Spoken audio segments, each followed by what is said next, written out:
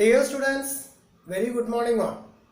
All are welcome to Business Management new video classroom. In the last class, we are discussed scientific management definition and features according to F.W. Taylor. Then today we are going to discuss Gantt and Frank Benger Gilbreth contributions towards scientific management. Then what are the contributions of Gantt and what are the contributions of Frank Benger Gilbreth? First of all, what are the contributions of Gantt? Then he strongly supported many views of F.W. Taylor. F.W. Taylor എങ്ങനെയാണോ scientific മാനേജ്മെൻറ്റിനെ define ചെയ്തിട്ടുള്ളത്, അല്ലെങ്കിൽ എന്ത് contribution ആണോ scientific മാനേജ്മെൻറ്റിന് F.W. Taylor നൽകിയിട്ടുള്ളത്, then ആ ഒരു കോൺട്രിബ്യൂഷനെ fully support ചെയ്യുന്ന contributions ആണ് ഗാണ്ടിൻ്റെ ഭാഗത്ത് ഉണ്ടായിട്ടുള്ളത്. ഓക്കെ, ദെൻ എന്താണ് മേജർ ആയിട്ടുള്ള ഗാണ്ടിൻ്റെ കോൺട്രിബ്യൂഷൻസ് എന്നുള്ളത് നമുക്ക് ചെക്ക് ചെയ്യാം. Then number 1, a new incentive policy to workers. Gantt contributed a new incentive policy to workers. What do you mean by policy? Policy means certain principles or restrictions relating to a specific things. നമുക്കറിയാം industrial policy, license policies, then government policies, tax policies. അപ്പോൾ ഒരു specific ആയിട്ടുള്ള ഇവൻറ്റിനെ relate ചെയ്യുന്ന principles അല്ലെങ്കിൽ guidelines അല്ലെങ്കിൽ restrictions ആണ് policies എന്ന് പറയുന്നത്. ഓക്കെ, ദെൻ അപ്പോൾ ഗാണ്ട് എന്ന് പറയുന്ന തിങ്കർ നമ്മോട് അഡ്വൈസ് ചെയ്യുന്നത് ഈ സയൻറ്റിഫിക് മാനേജ്മെൻറ്റിന് വേണ്ട ഒരു ഫാക്ട് എന്ന് പറയുന്നത് a new incentive policy to workers. ഒരു ഫോമിനകത്ത് അല്ലെങ്കിൽ ഒരു യൂണിറ്റിനകത്ത് വർക്ക് ചെയ്യുന്ന എംപ്ലോയീസിന് ഒരു ഇൻസെൻറ്റീവ് പോളിസീസ് ക്രിയേറ്റ് ചെയ്ത് കൊടുക്കണം. അപ്പോൾ ഇൻസെൻറ്റീവ് ആണ് ഒരു എംപ്ലോയിയെ അല്ലെങ്കിൽ ഒരു വർക്കറെ ഒരു ഫേമിൽ സ്റ്റെബിലൈസ് ചെയ്യുന്നത് എന്നുള്ള ഫാക്ടറിന് എന്താ പറയുക, ഒരു പരിഗണന കൊടുത്തുകൊണ്ടാണ് ഈ ഗാണ്ട് ഈ പറയുന്ന പോളിസി ഇംപ്ലിമെൻ്റ് ചെയ്തിട്ടുള്ളത്. That means a new incentive policy to workers. Then and also he formulated task and bonus plan and Gantt chart. അപ്പോൾ ഗാണ്ടിൻ്റെ ഒരു ചാർട്ടും അതുപോലെ ടാസ്ക് ആൻഡ് ബോണസ് പ്ലാനും. എന്താണ് ബോണസ് എന്ന് പറഞ്ഞാൽ? Bonus means an amount provide to workers along with or in addition to minimum guarantee wages. ഒരു guarantee ആയിട്ടുള്ളൊരു minimum wages ഉണ്ടാവും. ആ വേജസിന് അഡീഷണൽ ആയിട്ട് കൊടുക്കുന്ന ഒരു എമൗണ്ട് ആണ് ബോണസ് എന്ന് പറയുന്നത്. So task and bonus plan, ടാസ്കും അതിൻ്റെ ബോണസ് പ്ലാനും ഉണ്ടായിരിക്കണം. അതുപോലെ ഗാണ്ടിൻ്റെ ഒരു ചാർട്ടും കൂടി പ്രൊവൈഡ് ചെയ്തിട്ടുണ്ട്. അപ്പോൾ വളരെ പ്രസിദ്ധമായിട്ടുള്ള ഒരു കോൺട്രിബ്യൂഷൻ ആണ് ഗാണ്ടിൻ്റെ ഭാഗത്തു നിന്ന് ഉണ്ടായിട്ടുള്ളത്. He formulated task and bonus plan and Gantt chart. അപ്പോൾ ടാസ്ക് ആൻഡ് ബോണസ് പ്ലാനിൽ എന്താണ് പ്രൊവൈഡ് ചെയ്യുന്നത്?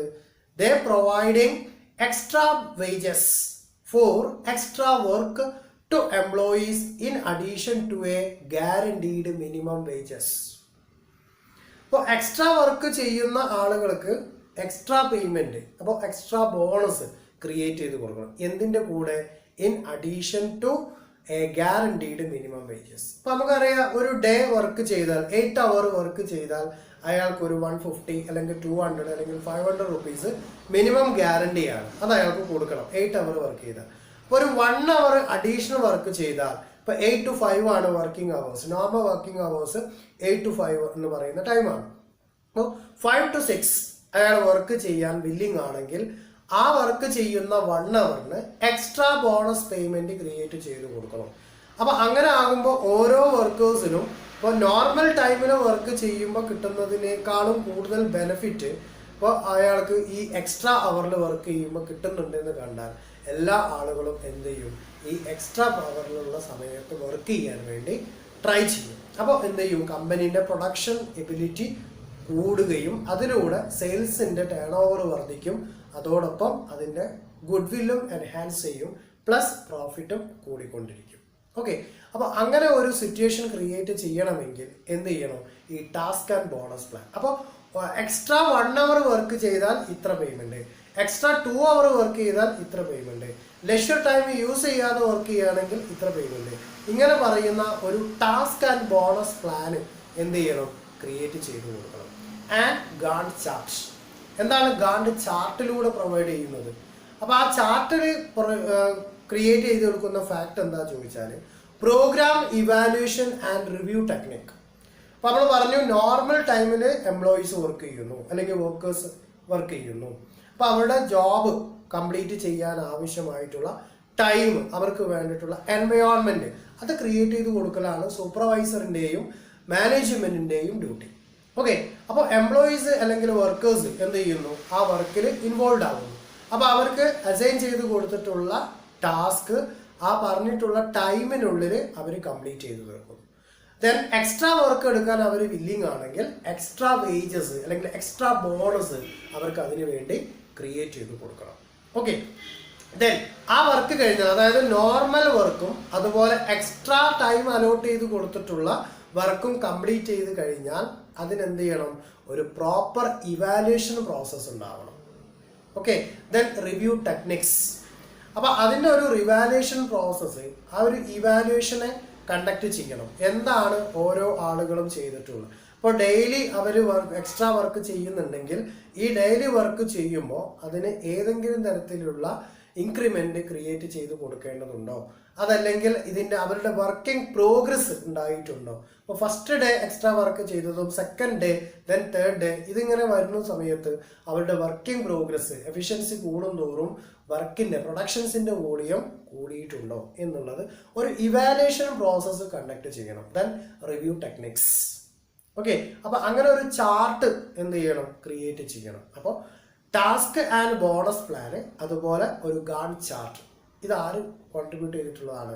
ഗാണ്ട് കോൺട്രിബ്യൂട്ട് ചെയ്ത് കൊടുത്തിട്ടുള്ളതാണ്. ഓക്കെ, ദെൻ ഹി എംഫസൈസ്ഡ്, പ്രത്യേകം ഊന്നൽ നൽകുന്നത് എന്തിനാണ്? Cooperation needed for the attainment of business goals. നമുക്കറിയാം എല്ലാ യൂണിറ്റിനും ഒരു ഗോൾ ഉണ്ടാവും. അപ്പോൾ നമ്മൾ പഠിക്കാൻ പോകുന്നു, അപ്പോൾ ആ പഠിക്കുന്ന സമയത്ത് നമുക്കൊരു ഗോൾ ഉണ്ട്. എന്താണ്? വിത്തൗട്ട് സപ്ലിമെൻ്ററിയിൽ ഈ ഒരു സ്ട്രീം പാസ്സായി പോവുക. അത് തന്നെ നമുക്ക് നേടാവുന്നതിൻ്റെ മാക്സിമം മാർക്ക് എന്താണോ അത് നമ്മൾ സ്കോർ ചെയ്യുക. അതാണ് നമ്മുടെ ഗോള്. പ്രൈമറി ഗോൾ അതാണ്. സെക്കൻഡറി ആണ് എന്ത്? നമ്മളുടെ ആഗ്രഹിക്കുന്ന ജോബിൽ നമ്മൾക്ക് എത്തിച്ചേരണം, അല്ലെങ്കിൽ ഞാൻ ആഗ്രഹിക്കുന്ന കരിയർ എനിക്ക് ഡെവലപ്പ് ചെയ്യണം. അതിന് എന്നെ എയ്ഡ് ചെയ്യുന്നതാണ് എൻ്റെ ഇപ്പോഴത്തെ ഈ പഠനത്തിൻ്റെ സെക്ടർ എന്നുള്ളത് നമ്മളാണ് തിരിച്ചറിയുന്നത്. ഓക്കെ, അതുപോലെ ഒരു ബിസിനസ് ഫോമിന് എന്തുണ്ടാവും? ആ ബിസിനസ് ഫോമിൻ്റേതായിട്ടുള്ള ഒരു ഒബ്ജക്റ്റീവ് ഉണ്ടാവും. എന്തൊക്കെ ഒബ്ജക്റ്റീവ്സ് ഉണ്ടാവുക? പ്രോഫിറ്റ് മാക്സിമൈസ് ചെയ്യലാവാം, ഗുഡ് വില്ല് എൻഹാൻസ് ചെയ്യലാവാം, പ്രൊഡക്ഷൻസിൻ്റെ വോളിയം കൂട്ടലാവാം, ഫോമിൻ്റെ റെപ്യൂട്ടേഷൻ വർദ്ധിപ്പിക്കലാവാം, മാർക്കറ്റ് ഷെയർ വർദ്ധിപ്പിക്കലാവാം. ഇങ്ങനെ ന്യൂമറസ് ഒബ്ജക്റ്റീവ്സ് അല്ലെങ്കിൽ ഗോൾ ഉണ്ടാവും. അപ്പോൾ ഈ ഗോൾ അച്ചീവ് ചെയ്യണമെങ്കിൽ എന്തുണ്ടാവണം എന്നാണ് ഗാണ്ട് പറയുന്നത്? Cooperation in between workers and management. അപ്പോൾ മാനേജ്മെൻറ്റിൻ്റെയും വർക്കേഴ്സിൻ്റെയും ഇടയിൽ നല്ല ഒരു കോഓപ്പറേഷൻസ് ഉണ്ടാവണം. എങ്കിൽ മാത്രമേ ബിസിനസ്സിൻ്റെ അല്ലെങ്കിൽ ഫേമിൻ്റെ, ഇപ്പോൾ നമ്മൾ പഠിക്കുന്ന സമയം നമ്മൾ നന്നായിട്ട് ഹാർഡ് വർക്ക് ചെയ്യണം. കൂടുതൽ ടൈം എത്രമാത്രം സോഴ്സസ് നമുക്ക് കലക്ട് ചെയ്യാൻ പറ്റുമോ അത്രയും സോഴ്സ് കലക്ട് ചെയ്തുകൊണ്ട് മാക്സിമം ഇൻഫോർമേഷൻ നമ്മൾ കലക്ട് ചെയ്തുകൊണ്ട് എക്സാമിനെ ഫേസ് ചെയ്ത് മാക്സിമം മാർക്ക് സ്കോർ ചെയ്യണം. ദെൻ അപ്പോഴാണ് നമ്മളുടെ ആ ഒരു ഗോള് അല്ലെങ്കിൽ നമ്മുടെ ആ ഒരു ടാർഗറ്റ് എന്താണോ അത് നമുക്ക് അച്ചീവ് ചെയ്യാൻ വേണ്ടി പറ്റും. അതുപോലെ തന്നെയാണ് ബിസിനസ്സിൻ്റെ കേസിൽ. ഇപ്പോൾ നമ്മൾ പഠനമൊക്കെ കഴിഞ്ഞു, നമ്മളൊരു ബിസിനസ് റൺ ചെയ്ത് പോവുകയാണ്.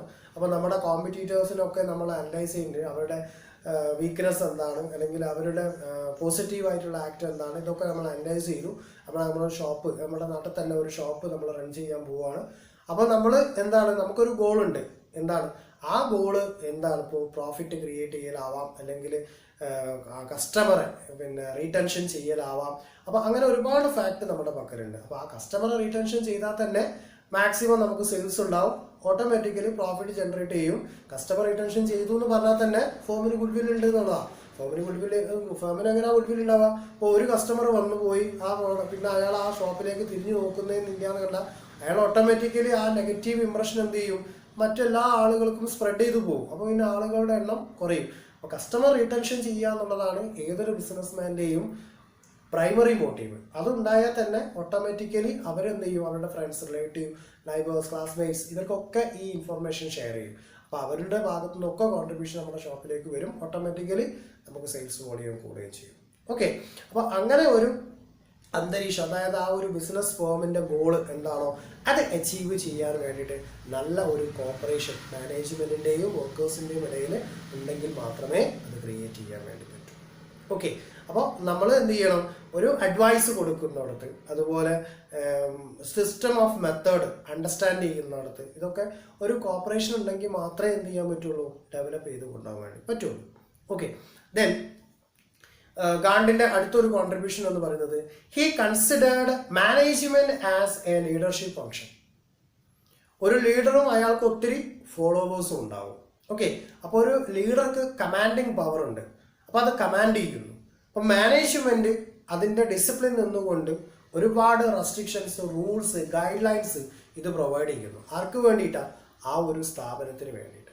അപ്പോൾ മാനേജ്മെന്റ് എന്ന് പറയുന്നത് ആസ് എ ലീഡർഷിപ്പ് ഫംഗ്ഷൻ.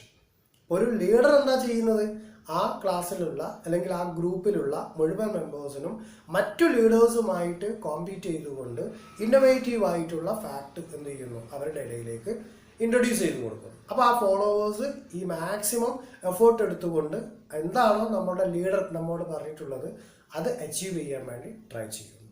അപ്പോൾ അങ്ങനെയുള്ള ഒരു ഡിസിപ്ലിൻ ഫാക്റ്റാണ് എന്ത്, ഈ സയൻറ്റിഫിക് മാനേജ്മെൻറ്റ്. അപ്പോൾ അങ്ങനെ ഒരു ലീഡർഷിപ്പ് ക്യാരക്ടർ കൂടി എന്തിനുണ്ട്, മാനേജ്മെൻ്റ് ഉണ്ട് എന്നാണ് ഗാണ്ട് കോൺട്രിബ്യൂട്ട് ചെയ്തിട്ടുള്ളത്. Then he mention that management as A function can be applied in all fields. ഏത് സെക്ടറിലായാലും, ഇപ്പോൾ സർവീസ് സെക്ടറായാലും, മാനുഫാക്ചറിങ് ആയാലും, കൺസ്ട്രക്ഷൻ ആയിരുന്നാലും, ഏത് മേഖലയിലും, ഇപ്പോൾ ഗവൺമെൻറ് സെക്ടറിലായിരുന്നാലും എവിടെ വേണമെങ്കിലും എന്ത് ചെയ്യാൻ പറ്റും, മാനേജ്മെൻറ്റ് നമുക്ക് ഇംപ്ലിമെൻറ്റ് ചെയ്യാൻ പറ്റും. Management means getting things done through others. Then other പീപ്പിൾസിനെ കൊണ്ട് വർക്ക് ചെയ്യിച്ചുകൊണ്ട് റിസൾട്ട് അക്വയർ ചെയ്ത് പോകലാണ് മാനേജ്മെൻറ്റ് എന്ന് പറയുന്ന ഫാക്ട്. അതെന്ത് ചെയ്യാം, സർവീസ് സെക്ടറിൽ കൊണ്ട് ചെല്ലാം, പ്രൊഡക്ഷൻ സെക്ടറിൽ കൊണ്ട് ചെല്ലാം, അതുപോലെ കൺസ്ട്രക്ഷൻ സെക്ടറിൽ കൊണ്ടുപോവാം. അങ്ങനെ ഓരോ സെക്ടറിലും നമുക്ക് എന്ത് ചെയ്യാൻ പറ്റും, ഈ പറയുന്ന മാനേജ്മെൻറ്റ് എന്ന ഫാക്ട് ഇംപ്ലിമെൻറ്റ് ചെയ്യാവുന്നതേ ഉള്ളൂ. അപ്പോൾ ഇതാണ് ഗാണ്ടിൻ്റെ മേജർ ആയിട്ടുള്ള കോൺട്രിബ്യൂഷൻസ്. അതിൽ ഏറ്റവും ഫണ്ടമെൻ്റൽ അല്ലെങ്കിൽ ഏറ്റവും ബേസിക് ആയിട്ടുള്ള ഫാക്ട് എന്താണെന്ന് ചോദിച്ചാൽ task and bonus plan and Gantt chart. Then good incentive policies. അപ്പോൾ ഓരോ വർക്കേഴ്സിനും ഒരു ഇൻസെൻറ്റീവ് പോളിസീസും കൂടി ക്രിയേറ്റ് ചെയ്ത് കൊടുക്കണം. ഇതാണ് ബേസിക് ആയിട്ടുള്ള ഗാണ്ടിൻ്റെ contribution. Then next topic, Frank Bunker Gilbreth contributions relating to scientific management. ഇപ്പോൾ നമ്മൾ നേരത്തെ ഡിസ്കസ് ചെയ്ത് കഴിഞ്ഞു FW ടൈലറിൻ്റെ കോൺട്രിബ്യൂഷൻ സയൻറ്റിഫിക് മാനേജ്മെൻറ്റിൽ, അതുപോലെ ഗാണ്ടിൻ്റെ കോൺട്രിബ്യൂഷൻ സയൻറ്റിഫിക് മാനേജ്മെൻറ്റിൽ. അതുപോലെ തന്നെയാണ് ഫ്രാങ്ക് ബങ്കർ ജിൽബ്രട്ടും എന്ത് ചെയ്തിട്ടുണ്ട്, സയൻറ്റിഫിക് കോൺട്രിബ്യൂഷൻസിനെ സപ്പോർട്ട് ചെയ്യുന്നുണ്ട്. അപ്പോൾ ഗാണ്ടും അതുപോലെ FW ടൈലറിൻ്റെ വ്യൂസ് എന്താണോ ആ വ്യൂസിന് ഫുള്ളി സപ്പോർട്ടഡ് ആണ് ഈ ഫ്രാങ്ക് ബങ്കർ ജിൽബ്രത്തും നൽകിയിട്ടുള്ളത്. ഓക്കെ, എന്നിരുന്നാലും എസ്പെഷ്യലി ആയിട്ട് എന്ത് കോൺട്രിബ്യൂഷനാണ് ഈ ഫ്രാങ്ക് ബങ്കർ ജിൽബർത്ത് പ്രൊവൈഡ് ചെയ്തിട്ടുള്ളത് എന്നുള്ളത് ചെക്ക് ചെയ്യാം. Then he suggested one best way to do a job. ഒരു വർക്ക് അല്ലെങ്കിൽ ഒരു ടാസ്ക് അല്ലെങ്കിൽ ഒരു ജോബ് കംപ്ലീറ്റ് ചെയ്യുന്നതിന് ഏറ്റവും ബെറ്റർ ആയിട്ടുള്ള വേസ് എന്താണോ അത് സെലക്ട് ചെയ്യണം. It helps to reduce the unnecessary motion. ഇപ്പോൾ ഓപ്പറേറ്ററിനെ ആയിരുന്നാലും എക്യുപ്മെൻസിൻ്റെ ആയിരുന്നാലും അതിൻ്റെ അൺനെസസറി ആയിട്ടുള്ള മോഷൻസിനെ റെഡ്യൂസ് ചെയ്യാൻ വേണ്ടി സഹായിക്കും. എങ്ങനെ ആയാൽ, to select best way to do a job.